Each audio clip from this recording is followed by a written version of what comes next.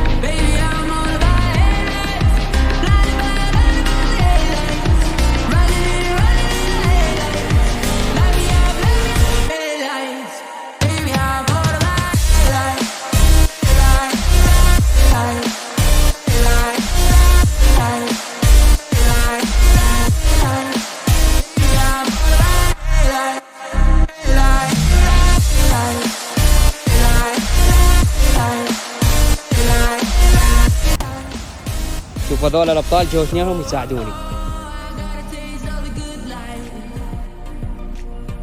يعني احنا لازم هذا الجيل نعلمه على الطريق الصحيح.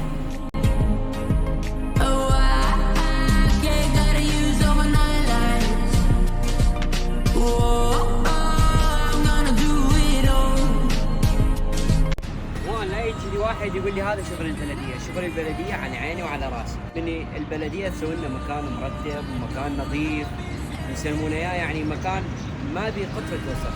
زين احنا ليش نقعد بالمكان ونوسخ المكان؟